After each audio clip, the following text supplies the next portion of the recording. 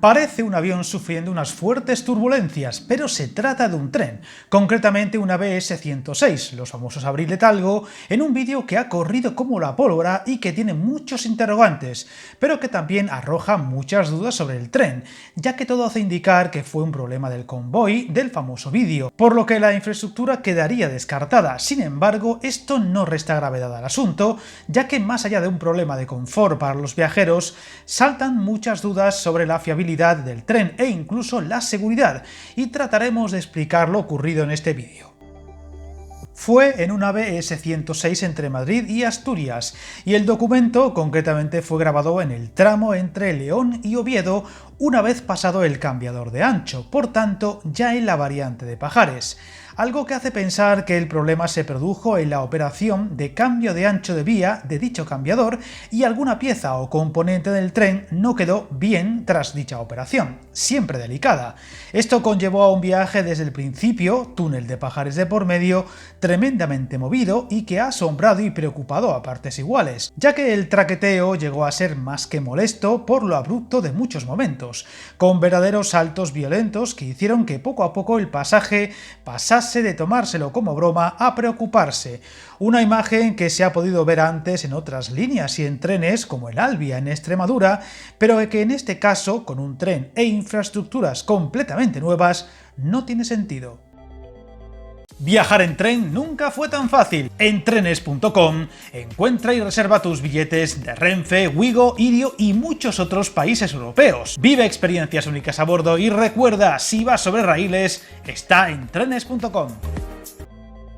El propio autor del vídeo, Alex Sánchez, aclara en su publicación en Twitter y respondiendo a diferentes comentarios que tanto él como más pasajeros hicieron la correspondiente reclamación a Renfe y se está a la espera de aclaraciones. Un incidente que supuso que el tren viajase más lento de lo habitual y llegase con 25 minutos de retraso a su destino y que va a ser muy comentado en redes y medios de comunicación, arrojando más dudas a la infraestructura y sobre todo al propio tren, que no está teniendo un inicio de circulación muy estimulante, ya que son muchas las quejas sobre su confort, aislamiento o el ya tan célebre juego de probar sus vibraciones, comparándolas con otros trenes y casi siempre saliendo muy mal parado. De hecho, son muchos los viajeros que aseguran que el traqueteo del Abril es más molesto que en los Albia, un sinsentido que deja en mal lugar a su fabricante Talgo, que tras un sinfín de retrasos y con mucha polémica de por medio, está quedando en mal lugar ante el que debería ser su tren estrella y optar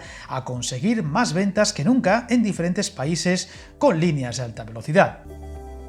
Todo hace pensar que este vídeo, más allá de lo anecdótico e incluso cómico que puede resultar a ratos, debería hacer saltar las alarmas en Renfe y el propio Ministerio de Transportes y ponerse las pilas, ya que hablamos de un tren caro y que ha supuesto una notable inversión para las arcas públicas y no parece dejar de dar problemas. Todo en un momento especialmente delicado para la imagen y prestigio de Renfe, que tras el reciente anuncio de cambiar su famosa política de devolución del billete por retrasos, y que contamos en otro vídeo del canal, podría ir sumando más episodios que le quiten prestigio y fiabilidad en el viajero. Todo en un momento con la competencia haciéndole más daño que nunca. De hecho, estos días hemos conocido que ya ha perdido la mitad de los viajeros en la ruta Madrid-Valencia, donde entre Wigo e Irio han logrado hacerse con ese 50% del pastel, Irio siendo rival del AVE y Wigo ganándole claramente la partida a la firma de bajo coste Ablo, y donde parece que la decisión de las altas esferas de Renfe de compensar esa competencia